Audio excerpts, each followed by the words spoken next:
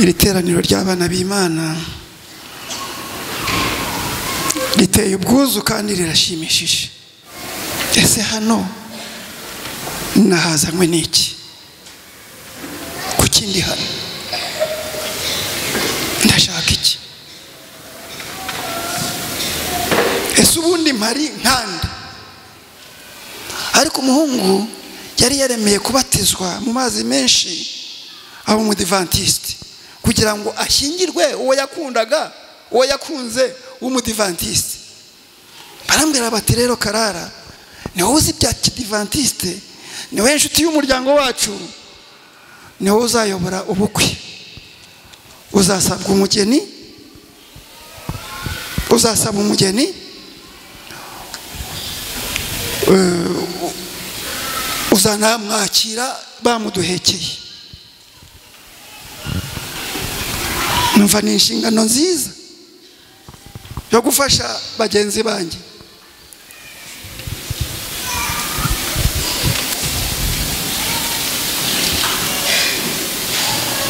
Mu gusaba umugeni bigenda neza, tujya mu rusengero hariya muri Bilingual Church, ibintu bigenda neza.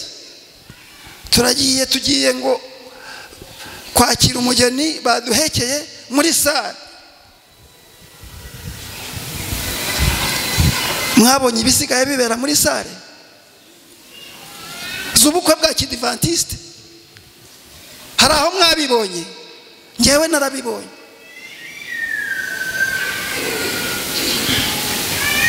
Icyambabaje nuko mama w'uwo muhungu twari twashyingiye yari yicaranye na madamu, aramubwira ngo mese ngo namwe abadivantiste ngo ni kuriya musigaye mubigenza?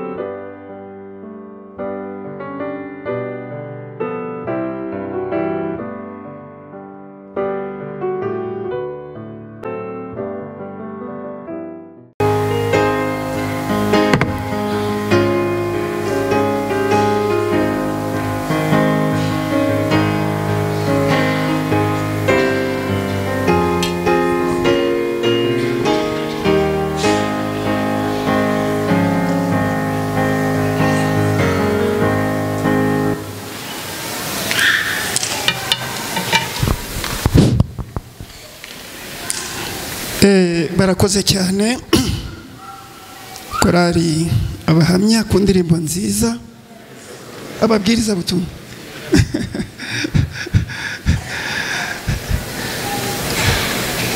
Baranyihanganira kandi bambabariye. Imana ibahe umugisha.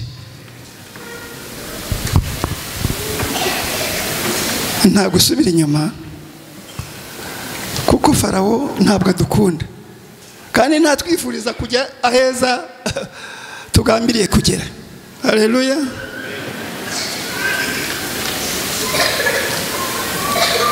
Iri teraniro ry'abana b'Imana riteye ubwuzu kandi rirashimishije. Ariko wowe wicaye hano, nagira ngo dufatanye mare nk'iminota 2 utekereza. Ese hano nahazanywe n'iki? Kuki ndi hano? Ndashaka iki? Ese ubundi mpari nkande?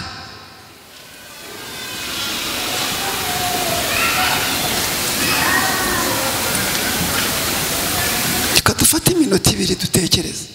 Kuki ndi hano? Ndashaka iki? Ndinde ngewe uri hano?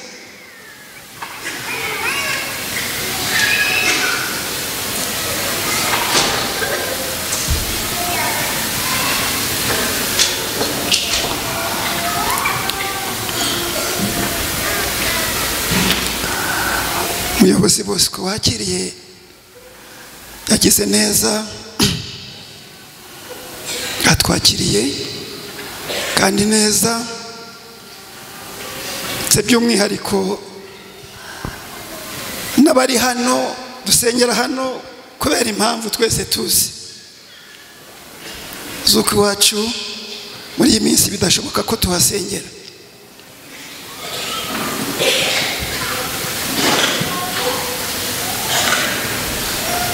Turashimira cyane ubuyobozi bw'itorero n'ubw'intara ya Muhima bwaduhaye indaro nziza.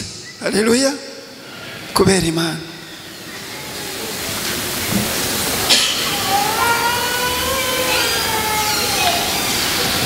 Ariko Abanyakacyiru, ko ndavuga intara kuko harimo na Kagugu na Kinyinya, Banyaruyenzi tujya twibwira na hariya.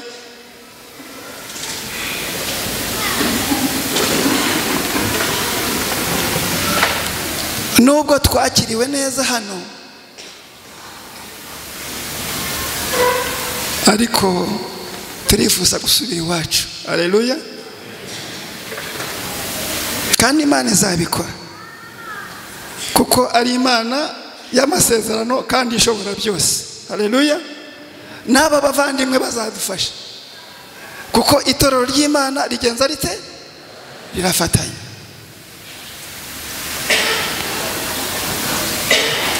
Umuyobozi twakiriye yababwiye amazina yanjye, nitwa Karara Elamu, kuko tutaziranye. Nsengera ariya ku Kacyiru, ndi umugabo wubatse, mfite umugore umwe, ahari yangirira neza agahaguruka twazanye. Ni madamu, tumwakire nawe.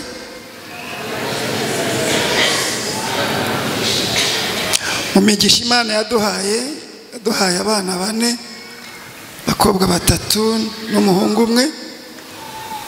Umukobwa wacu mukuru twaramushyingiye, dufite abuzukuru b'abahungu 2.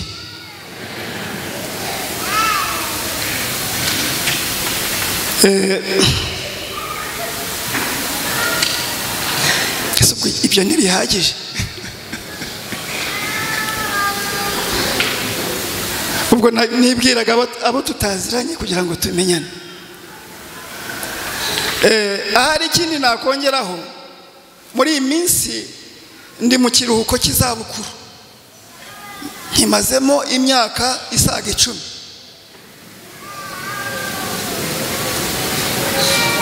Mbere nkiri mu kazi ntabwo nzi gucuruza, ntabwo nakoze akazi ka leta, ndi umufonctionnaire. Ndabeshye se, nakoze mu nzego zose, kuva hasi mu cyaro kugera no mu zisumbuye ndetse zegereye ibukuru. Ndashimira Imana ko aho hose Imana yagiye ihandindira n'umuryango. Ibyo mbabwiye si ibyo magaciro, nta n'agaciro bifite.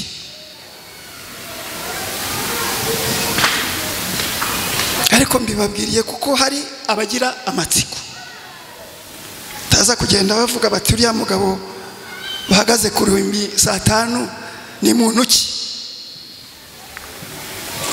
Ariko ikinshimisha, ahari nawe kwiriye kugushimisha uyu munsi,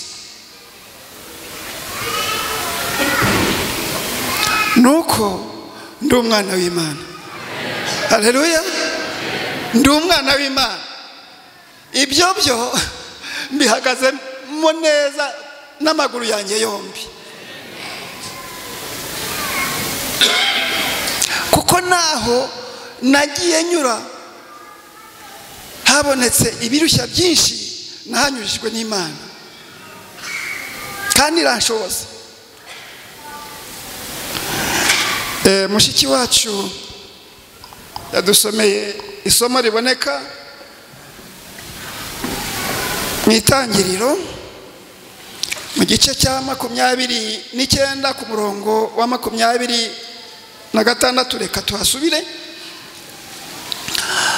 Labani aramusubiza, yasubizaga uwo yari yagize umukwe we witwa Yakobo. Turamuzi, muvandimwe wa Esau.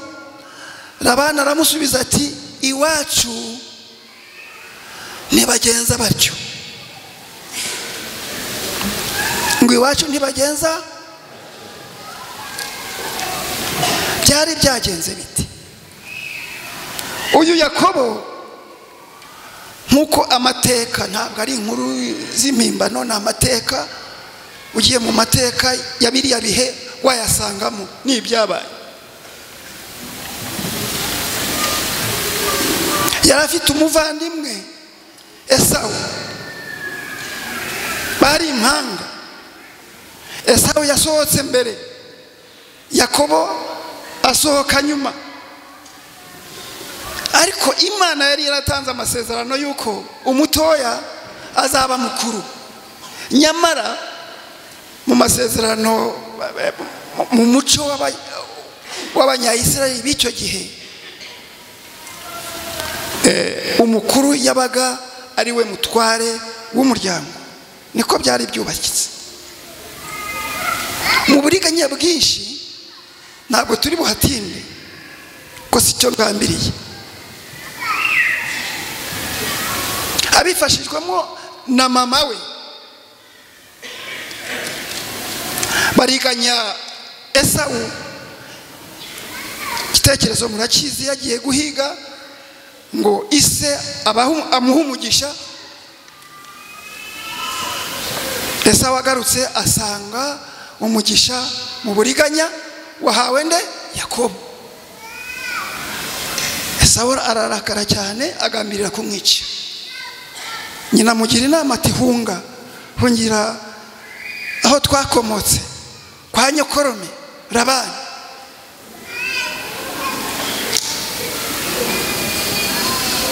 Agezeyo, maze gusoreka, ashaka kugira urugo. Akorera uwo yashakaga ko bamushyingira Rasheli imyaka 7. Iriya nkwano yari iremereye abantu b'Imana. Imyaka 7 ukorera inkwano.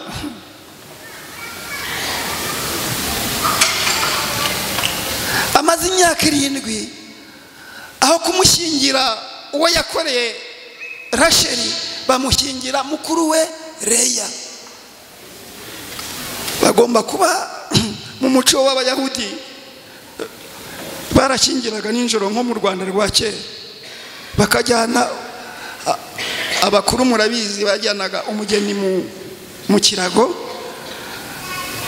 ntawe umureba, akazagaragara mu gitondo, ariko umusore yarongoye uwatazi.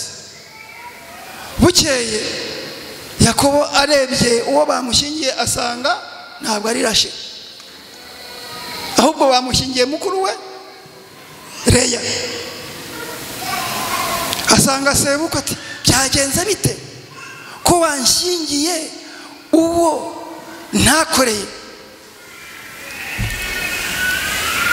Nibwo Labani yamusubizaga ririya jambo, iwacu ntibagenza batyo, ko dushyingira umutoya umukuru akiri mu rugo.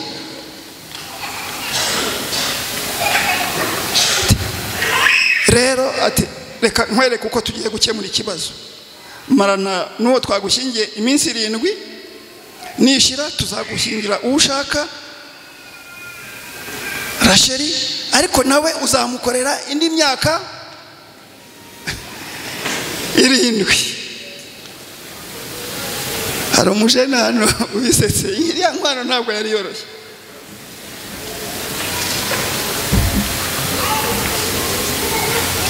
iwacu ntibagenza batyo. Mu muco wa Kiyahudi cyari kizira kikaziririzwa yuko umwana w'umukobwa mutoya ashyingirwa hakiri mukuru we, kandi ibyo bintu barabyubahirizaga.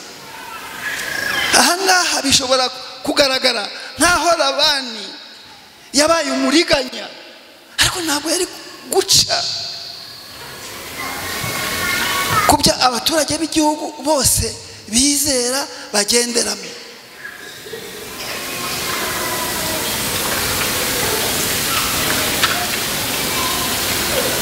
Reka tuve kwa Labani twigarukiye iwacu. Iri somo Imana yari impaye mu ntangiriro z'uku kwezi. Dufite umuturanyi w'inshuti yacu, umupfakazi, abana n'umuhungu we umwe, afite umwana umwe w'umuhungu afite imyaka 18. Yabaye umwana w'umuhanga, atsinda ikizamini,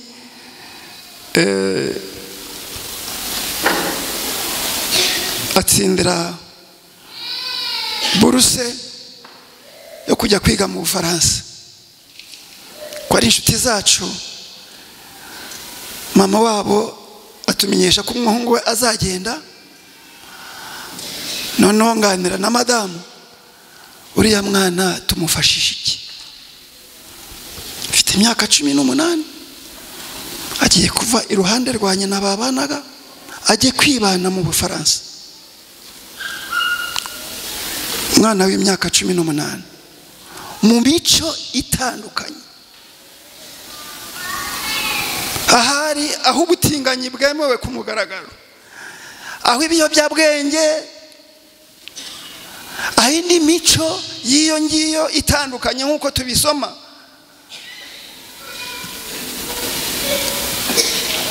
Nuko umwana na madamu twemeranyijwe yuko tumugurira Bibiliya, tukazagira ikigoroba tukamwigisha, tukayimuha nk'impano. Turanamubwira tuti, ujye wibuka nubona imico y'iyo mu Bufaransa itandukanye n'iyiwanyu, ujye ubabwira ngo iwacu ntibigera bite.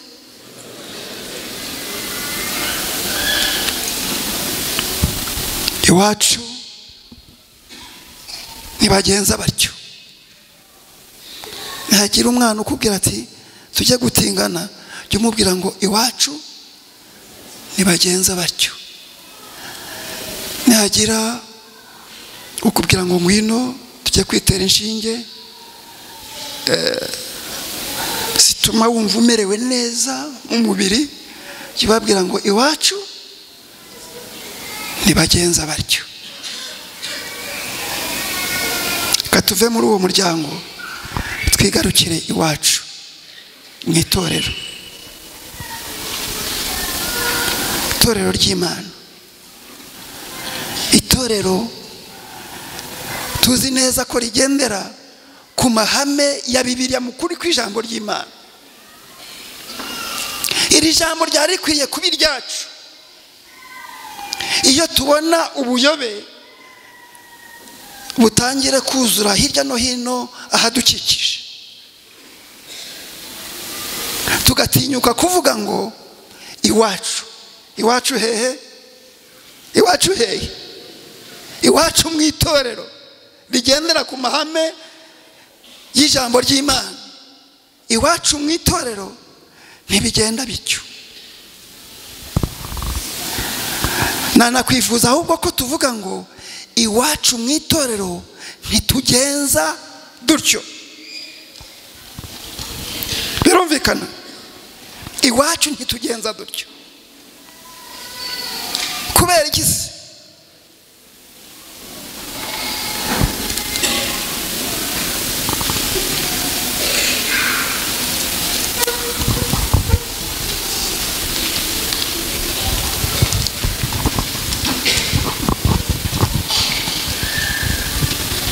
Impamvu ikomeye shaka ko dusangira mpamvu tutakwiriye kugenza uko twishakiye ngo nuko abandi babikora. Bashobora no baturuta ubwinshi, ariko kuba abenshi bakora amakosa si cyo kigira amakosa ukuri.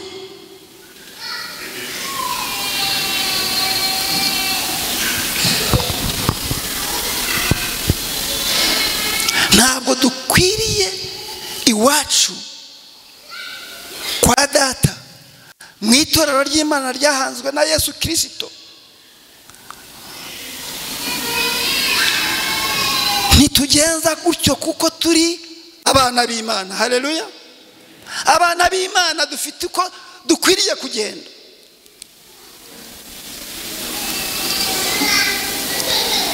Binyuranye n'iby'abandi batari abana b'Imana.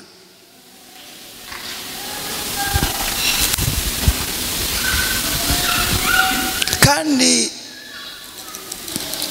turaza kubireba gatoya, duhamagarirwa no kugira mu muhamagaro wacu, duhamagarirwa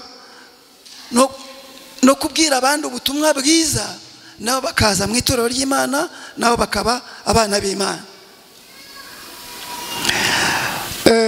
Hari amasomo, sinzi niba hari umusore wihuta wamfasha ngo bamuhe mikoro.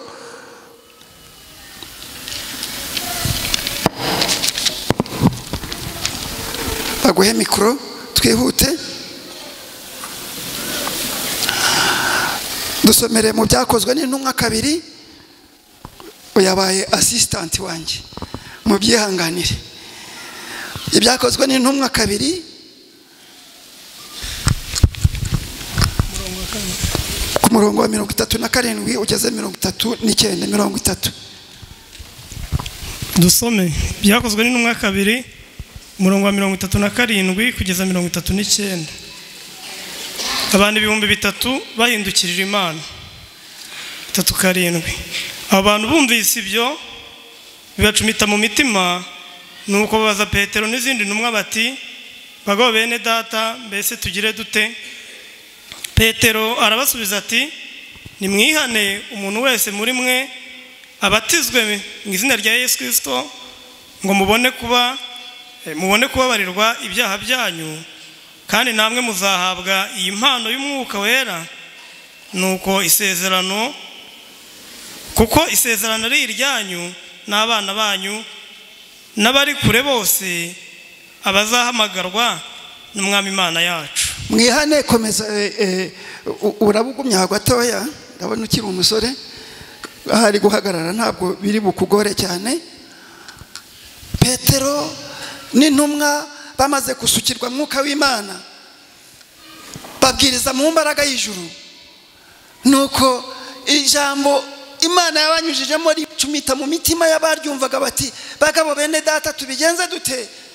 Nuko Petero arahaguruka ati, mwihane, mugenze mute? Mubatizwe. Mwihane ibyaha byanyu, mubatizwe, mube abana b'Imana. Yohana nawe yarabihamije muri Yohana, ubutumwa bwiza bwa Yohana igice cya 1 ku murongo wa 12. Twihute.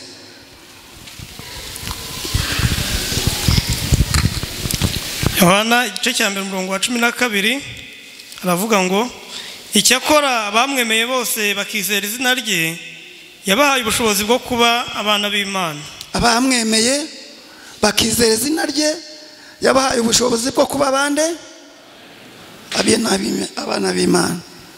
Se waramwemeye? Waramwizeye? Mu rwa mbere rwa Yohana igice cya 3 nawe abigarukaho. Igice cya 3 ku murongo wa 1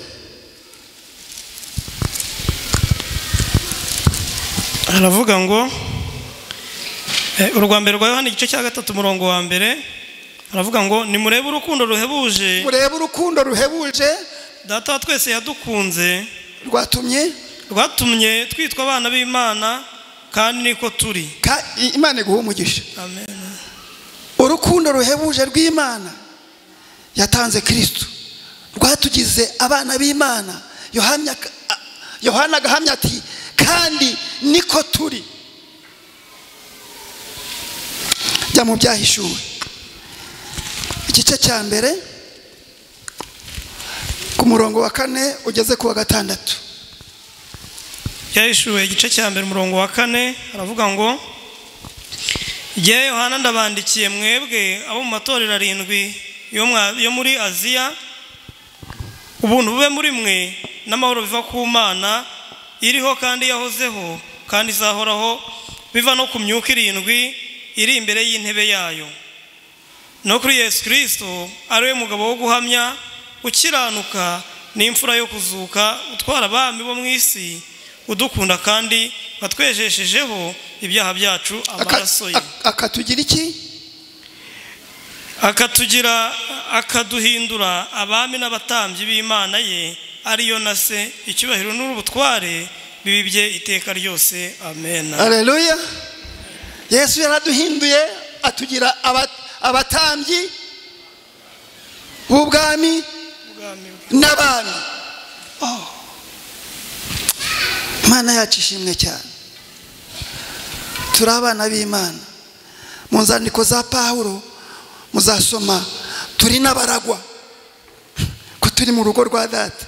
Ibya data ni ibyacu, ariko birenze ibyo, kwa data turi n'abatambyi, turi abami. Haleluya. Niba turi abana b'umwami, hari uko dukwiriye kwitwara nk'abana bande, nk'abana bande, nk'abana b'umwami. Hari abantu bakunda udutekerezo. Reka mbabwire agatekerezo. Uraba wicaye gato ariko uragaruka. Mu gihe cy'imyigaragambyo impinduramatwara yabaye mu gihugu cy'Ubufaransa mu 1789, abize amateka y'isi murabizi, abaturage barahagurutse, ubuyobozi bari batakibwishimiye, kandi ubuyobozi bwari bukuriwe n'umwami Ludoviko wa 16. Abaturage baragenda baramutera, baramwica, bica umugore we Marie Antoinette n'abana bose barabica, hasigara agahungu kamwe. Baza kukabona nyuma, abicanyi bagiye kukica, haza umuntu ugaragara nk'aho afite impuhwe, ariko nizampuhwe zabihehe ngo zande. Aravuga ati aka kana mwikica. Mu myizere ya kiriya gihe yari yiganjemo inyigisho za Kiliziya Gatolika, bemeraga ibya purigatori, yuko umuntu apfanye ibyaha bikeya ushobora kumusengera, hahandi akahava, Imana ikamwimura ikamushyira aheza mu ijuru. Niko babyizeraga. Uyu mwana bariya twabishe twihuse, birashoboka ko bazajya muri purigatori, basengerwa, Imana ikabarokora, bakazajya mu ijuru. None aka kana ubwo tukabonye mwikica, ahubwo nimushake umuntu w'umutindi w'umuhanya, akigishe gukora ibibi, kige gutukana, kige kubeshya, kige kwiba, kubera ubuzima bubi kabayemo. Nigapfa aho kujya muri purigatori, kazajye muri Gehinomu. Izo zari impuhwe nziza ra? Mu myizerere y'icyo gihe nuko atari byo nkuko Bibiliya itubwira. Ariko mu myizerere y'icyo gihe wahitamo kujya muri purigatori bakazagusengera nyuma. Ariko ngo yashakaga ko ako kana kabanza kakagwiza ibyaha, ibyo kubabarirwa bikavaho. Nuko bati turakajyana he? Baza kugishanya inama, bamenya ko hari umugabo w'umutindi w'umuhanya ngo witwaga Simoni, wadodaga ibikweto ngo by'abandi bahanya b'abakindi abiteramwe ibiraka, utagira n'urwara rwo kwishima. Mugende mu musabe aka kana kigishije gutukana, kigishije ibibi, kazarimbuke. Kana bakajyanayo, aratangira akora inshingano bari bamuhaye. Yakabwira ngo gasubire mu gitu, kakanga, akagakubita. Yakabwira ngo genda ujye gutwara kakanga. Uyu Simoni abonye akana kagiye kwicwa n'inkoni, arakejya ati niko kana, kuki nkubwira ngo usubira mu gitutsi bikakunanira ugahitamo inkoni? N'ukubera iki?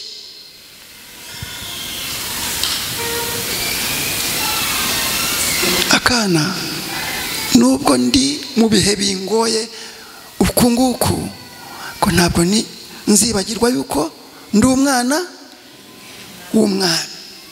Ntibinkwiriye ko nakora ibyo nsaba gukora. Ndahitamo ko nushaka uzankubita unyice, ariko ibyo umbwira bibi ntabyo nzakora, kuko ndi umwana w'umwami kandi narerewe kuzaba iki? Umwami.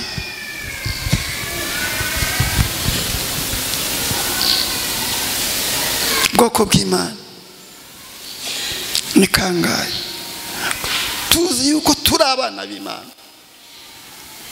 Umwami w'abami, umwami utwara abandi bami bose bo ku isi.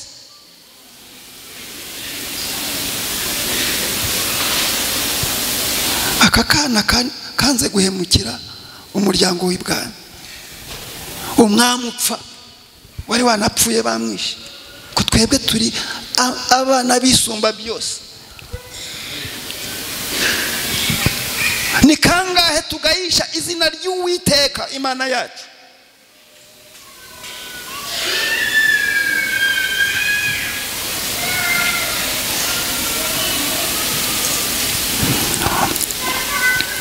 Mumbabarire ntange ingero ntoya nkeya maze iminsi mbona mu itorero ryacu. Ndashaka assistant agaruke. Duseme mu rwa mbere rwa Yohana igice cya 3 ku murongo wa 14 ugeze kuri 16. Rwa mbere rwa Yohana igice cya 3 14 kugeza kuri 16. Reka dusome. Twebwe tuzi yuko twavuye mu rupfu tukagera mu bugingo, kuko dukunda bene data.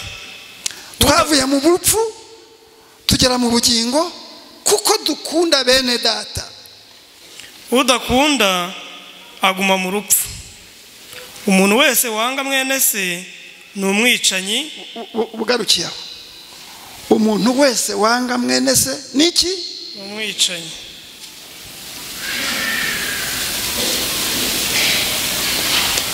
Umuyobozi Bosco Yababyatsi Karara ni umuyobozi ku Kacyiru. Ni kangahe tubona mu itorero ry'abana b'Imana ibirego?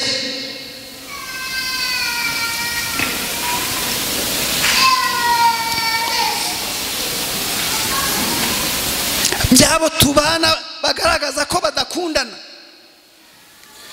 mubizera muri aya makorari meza aririmba, ugasanga igihe cyacu nk'abayobozi twagitaye aho kuvuga ubutumwa bwiza mu batarabumenya, tujya gusudira abantu bangana bitwa abana b'Imana.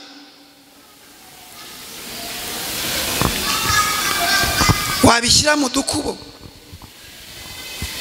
kuko uwanga mwene se Bibiliya irambwiye ngo n'umwicanyi. Abicanyi bazajya mu ijuru.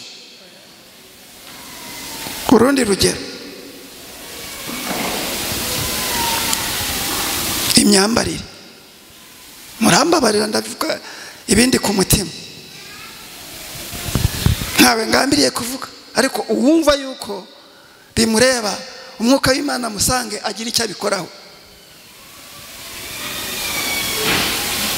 nashimye umubwiriza butumwa w'umudamu atanze ubwo buhamya.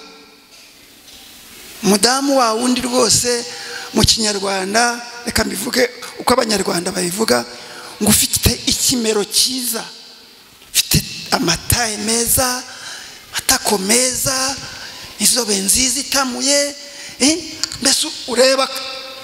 Murumva umugore nshaka kuvuga uwo ari we. Yagiye mu iduka ricuruza imyenda, baramwitegereza, bamuhitiramo umwenda babona wamubera umukwiriye. Baraza barawumuha, aragenda hahandi bayigeragereza, nuko asohotse abona ikanzu irasatuye. Aha murahareba, hari n'abageze hano hejuru. Umwenda asubirayo awukuramo, nuko abagurishaga bati, mubyeyi rwose uyu mwenda urakubereye, uzi ukuntu uyu mwenda ugezweho. Arabasubiza ati, wacu aho nkorera ntabwo twambara dutya. Haleluya. Iwacu ntitwambara dutya. Abana b'Imana ntidukwiye kwambara ubusa. Aho twaba turi hose.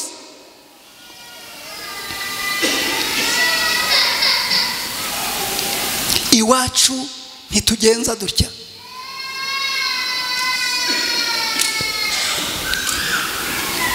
Kanitangire urugero rwa gatatu. Mfite ingero enye, ndagarukira kuri izo. Tujya dutaha ubukwe. Uyu munsi mwaranze ubukwe? Hari n'ubuzaba ejo cyangwa ku kindi cyumweru. Ibyo mvuga nabihagazeho. Hari n'umwe mu bayobozi ba hano twari turi kumwe, umuryango w'inshuti zacu, abara famiye, barantabaje batumva, twebwe umuryango wose turi abanyagatulika, none umutware w'uru rugo wasinziriye mugikorana. Hahandi muri leta nababwiye, yatubwiye ko wari inshuti ye. Uwo mugabo yari yarahisemo kuba umugatulika, ariko yari yarambwiye ati, mva, ati data, iyo nkurebye nibuka data, kuko data yari umudivantiste. Nuko umuryango wose nabo batumiye bose bari abagatulika, ariko umuhungu yari yaremeye kubatizwa mu mazi menshi aba umudivantiste, kugira ngo ashyingirwe uwo yakundaga, uwo yakunze w'umudivantiste. Barambwira bati, rero Karara, niwe uzi bya kidivantiste, niwe inshuti y'umuryango wacu, niwe uzayobora ubukwe. Uzasabwa umugeni, uzasaba umugeni, uzanamwakira bamuduhekeye. Numva ni inshingano nziza yo gufasha bagenzi banjye.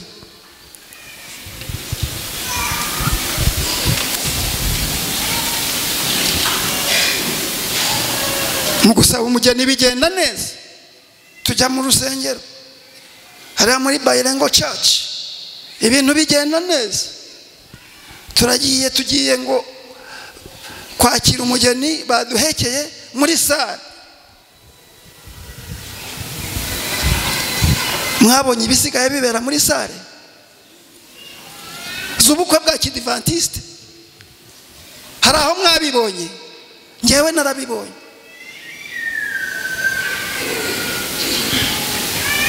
Icyambabaje nuko mama w'uwo muhungu twari twashingiye yari yicaranye na madamu. aramubwira ngo mese ngo namwe abadivantiste ngo ni kuriya musigaye mubigenza.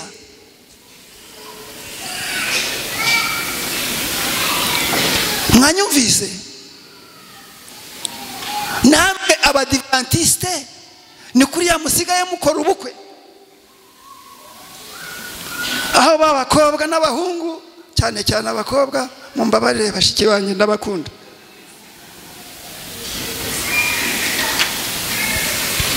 baza babyina bambaye kwa kundi umubwiriza yanze.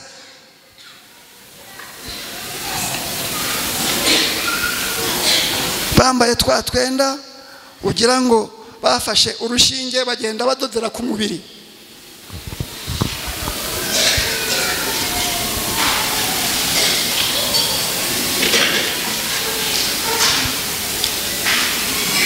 Iwacu mu itorero ry'Imana, mu bana b'Imana, ntidukwiriye kugenza dutyo. Haleluya! Ko mutavuga ngo amen? Iwacu ntidukwiriye kugenza dutyo. Haleluya!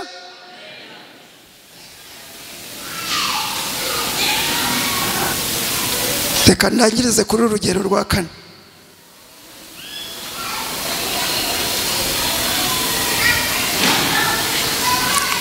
Dufite abizera bagenda bava mu mahame y'ibyanditswe muri Bibiliya. Muvandi, reka tujye muri cya gice cya 20, itangiriro 28. Turasubira inyuma gatoya, twahoze muri 29. Reka tujye mu gice cya 28, udusomere kuva ku murongo wa 20 ugeze kuri 22. 22. Reka dusome. Yakobo ahiga umuhigo ati, Imana nibana nanjye ikandindira muri uru rugendo ngenda, ikajyima ibyo kurya n'ibyo kwambara, nkazagaruka kwa data amahoro, Uwiteka azaba Imana yanjye. Niribuye shinze nk'inkingi izaba inzu y'Imana, kandi kubyo uzajya umpa byose sinzabura kuguha kimwe mu 10. Haleluya! Harimo ibintu bibiri nshaka ko tuvugana. Mu guhunga kwa Yakobo, ananiwe, yagize ahantu mu ishyamba, araryama yisegura ibuye. Imana imuha kurota, abona urwego rushinze hasi rugera ku ijuru, kandi hejuru abona yicaye ku ntebe yisumba byose, ngo abamarayika barazamukaga abandi barumanukaho. Akangutse, Mwuka w'Imana yumvise ibitekerezo bye, yumvisha intekerezo ze, ati aha hantu nahera, nabanye n'Imana ntabwo nabimenye. Icyambere yakoze, yafashe ryabuye arishinga aho ngaho, ngo rizaba iki? Inzu y'Imana. Ab'iki gihe basengera mu itorero ry'Abadivantiste b'umunsi wa 7, ndavuga bamwe, barakubwira bati izo nsengero mwubaka nizo kugira mute.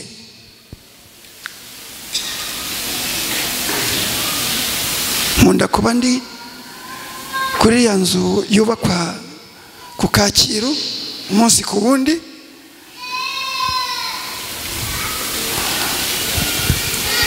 nanjye hari umumama wahansanze arabimbwira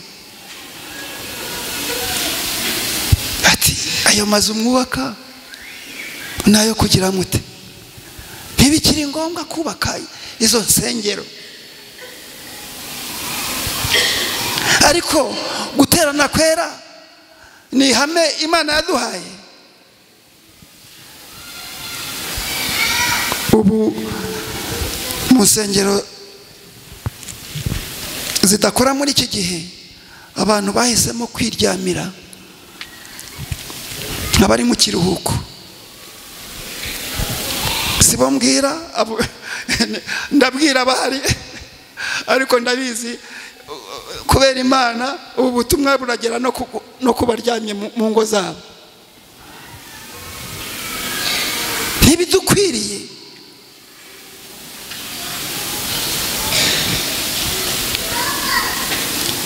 Iwacu ntibikwiriye kugenda bityo. Dukwiye guharanira kujya guterana kwera mu nzu z'Imana, tukazisukura nk'uko iyi nzu y'Imana. Imana ibaha umugisha abanyamuhima, ihesha Imana icyubahiro. Icya kabiri kiri muri uyu murongo ngo agambirira ko mu byo azunguka byose azatanga ikira. Iki kimwe mu icumi gifite ikibazo muri iyi minsi.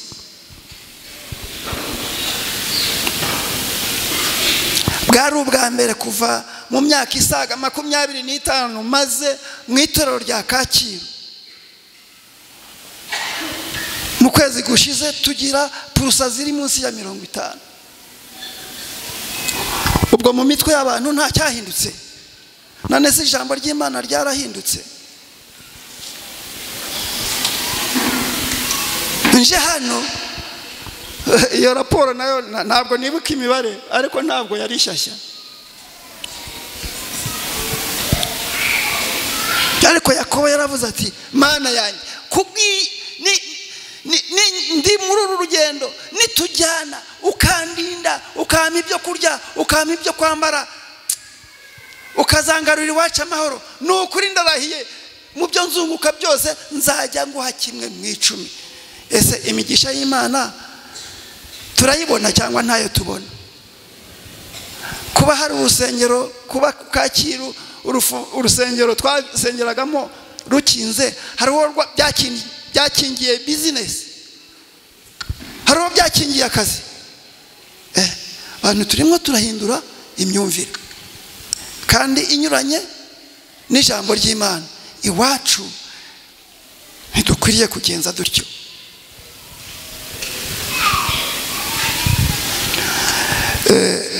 Ngiye kurangiriza,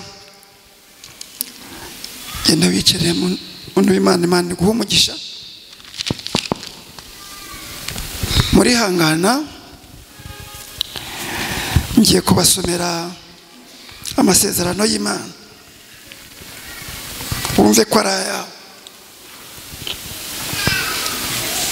ngo wumve ko ari ayandi, kuko ari mu ijambo ry'Imana. Imana twayobotse kandi Imana itabeshya, Imana isohoza amasezerano.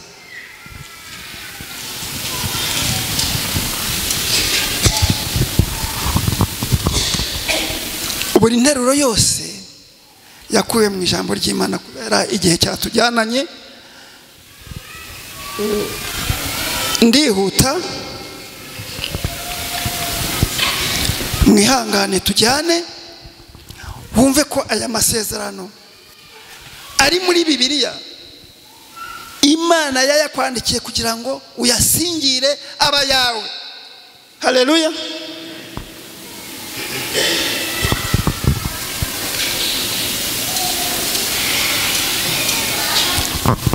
Aravuga ngo uwahisemo gukurikira Yesu,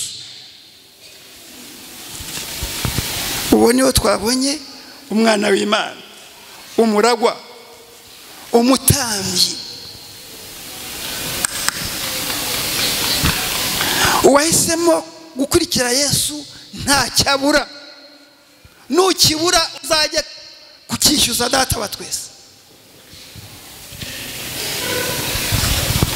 Muri Yesaya 49, mushaka mugenda mwandika, ntabwo mvuga imirongo, herekana uko Imana itwitaho. Imana itwitaho. Yaravuze ngo mbese umubyeyi yakwibagirwa umwana yonsa?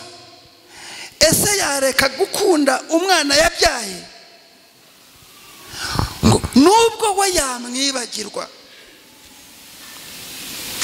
njye sinzakwibagirwa. Haleluya. Iyi ni Imana itwitayeho, yaduhaye isezerano. Nubwo umubyeyi wawe yakwibagirwa w'amaraso, njye sinzakwibagirwa. Iyo umuntu ahisemo kuba uw'Imana aba afite ubwishingizi bukomeye, nta kibasha kumuvuvunura mu maboko y'Imana. Yesu yanavuze ko nta n'agasatsi na kamwe kava ku mutwe w'umuntu Imana itabizi kandi itabyemeye. Mu butumwa bwa Mariko mu gice cya 10 muze kuhasoma, Yesu yavuze ko umuntu wemera gusiga byose ngo ayoboke Imana ntacyo bimuhombya na gito. Nageze kujyana na mugenzi wanjye, hari abamuzi, yitwa Ndagijimana Samuel, twari mwivuna. Noneho ndamubwira nti reka tujyane kurarika. Tugera ahantu ku mudamu wari bigeze kuba ari umudivantiste mu minsi yashize, dusanga twari tugiye kumuvuna kugira ngo azaze gukurikirana amateraniro ahari, kugira ngo Imana imugirire neza azagaruke mu mukumbi w'Imana. Turamubaza tuti, mubyeyi ni kuki utakigaruka gusenga? Atubwira amagambo yambabaje, ati reka mbabwire, ati ikintu cyambereye inzitizi ikomeye nuko ntashobora gufunga business yanjye ku Isabato.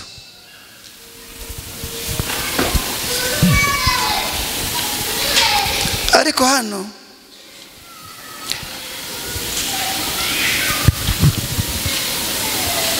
haranditswe muri Matayo mu gice cya 10, murebe 29 na 30, umuntu wemera gusiga byose ngo ayoboke Imana ntacyo bimuhombya na gito. Ubuhamya burahari.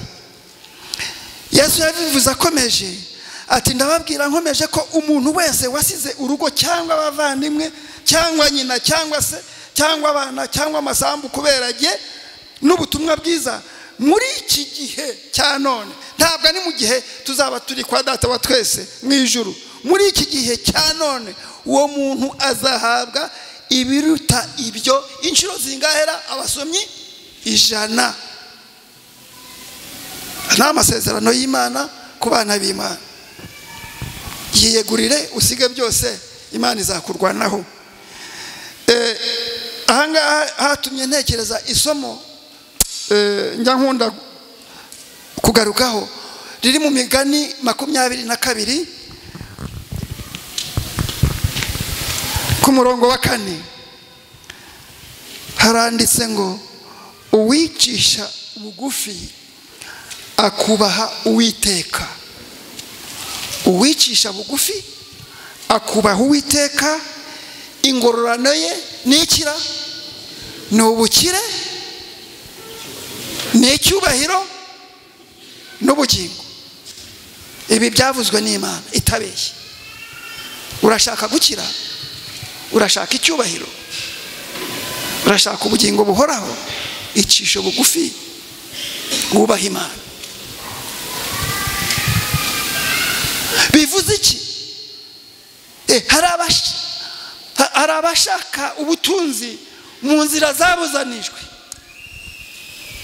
bakabubona, ariko ubwo ni bwa butunzi bumera nk'umuriro w'amashara. Ibyo bari washatse mu nzira zabuzanijwe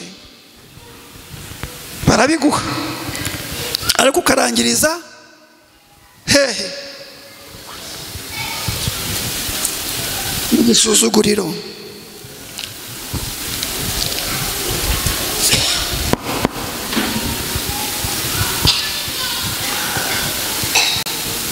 Muri Zaburi 139 Imana yaravuze iti, mwana wanjye ushobora kuba utanzi ariko jyewe nkuzi neza. Dufite Imana ituzi. Igihe wicaye n'igihe uhagurutse mba mbizi. Haleluya. Ntugatinye gukora ibyangwa n'Uwiteka. Imana ikureba, kuko igihe cyose Imana ibiri kumwe natwe. Inzira zawe zose ndazimenyereye, ndetse nzi n'umubare w'imisatsi yo ku mutwe wawe. Erega waremwe ku ishusho yanjye. Ubugingo bwawe n'imibereho yawe nijye bibarizwamo. Uri uwo mu rubyaro rwanjye, nk'uko tubisoma mu Byakozwe n'Intumwa mu gice cya 16. Nakumenye ntarakurema, nagutoranije igihe natekerezaga ibyo kurema isi. Nashyizeho igihe ntakuka uzavukira naho uzatura. Waremwe mu buryo buteye ubwoba kandi butangaje. Naremye ingingo zawe nguteraniriza mu nda bakigutwite. Haleluya. Nguyu data. Nagukuye mu nda ya nyoko umunsi uvuka.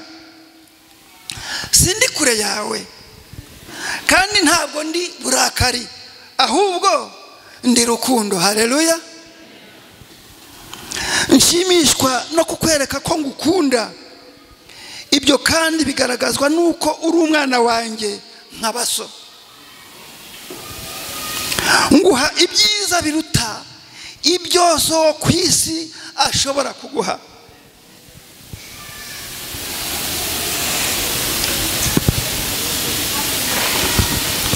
Kuko nijye mubyeyi utunganye. Impano nziza yose ubona ni njyewe iturukaho.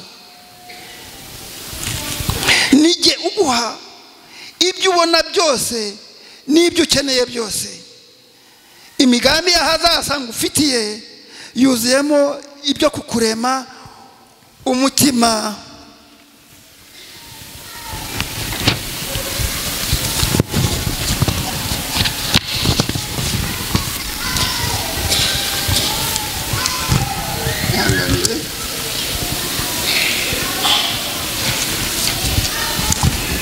Ndagukunda urukundo ruhoraho. Ngukunda urukundo ruhoraho nkuko tubisoma muri Yeremiya 31. Ibyo ntekereza kugukorera biruta ubwinshi akugatahana. Ibyo ntekereza kugukorera, ahari Imana itarakora mu bugingo bwawe, biruta ubwinshi umusenyi wo mu kibaya cy'inyanja. Nzakunezererwa ndirimba, sinzareka kukugirira neza, kuko uri uwanjye by'umwihariko. Ndifuza kukugirira neza mbishyizeho umutima wanjye wose n'ubugingo bwanjye bwose. Ndashaka kukwereka ibikomeye biruhije utamenya. Nunshakashakana umutima wawe wose uzambona. Unyishimire nanjye nzaguha ibyo umutima wawe ushaka. Nijye ugutera gukunda no gukora ibishimishije. Mbasha gukora ibiruta cyane ibyo usaba n'ibyo wibwira. Kuko ari njye ugukomeza cyane. Nijye mubyeyi wawe ugukomeza mu ngorane zawe zose. Igihe ushengurwa n'agahinda, wapfushije cyangwa watewe agahinda n'ikindi kintu, mba ndi hafi yawe.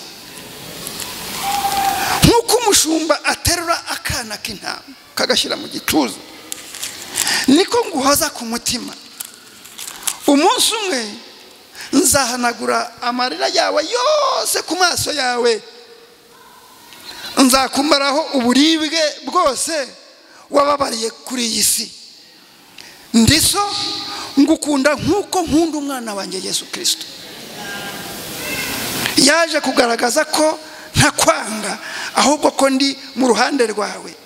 Yazanywe no kukubwira ko ntakubaraho ibyaha byawe igihe wemeye kubicikaho. Amagambo asoza, icyatumye Yesu apfa ni ukugira ngo twongere kwiyunga n'Imana yacu. Urupfu rwe rwerekanye ukuntu ngukunda. Naretse ibyo nakundaga byose kugira ngo mbone uko ngukunda. Niwakira umwana wanjye Yesu ngo akubere impano, areka ngende buhoro. Birashoboka ko muri iri teraniro haba hari umuntu w'umushyitsi utari wakira Yesu Kristo nk'umwami n'umukiza w'ubugingo bwe. Uyu ni wo mwanya. Niwakira umwana wanjye Yesu ngo akubere impano, urabunyakiriye. Nta kizongera kugutandukanya n'urukundo rwanjye. Ngwini muhira maze ndemeshe ibirori bikomeye cyane ijuru ritigeze ribona. Imana iragutegereje uyu munsi.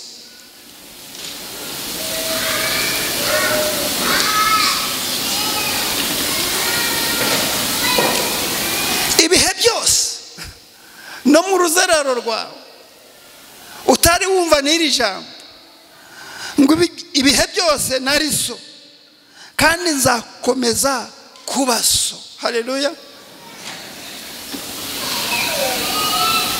Icyo mbaza ni iki? Wowe wicaye aha ngaha,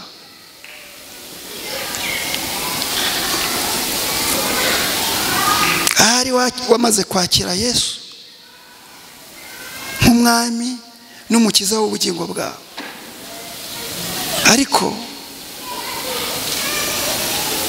ukaba ugihuzagurika.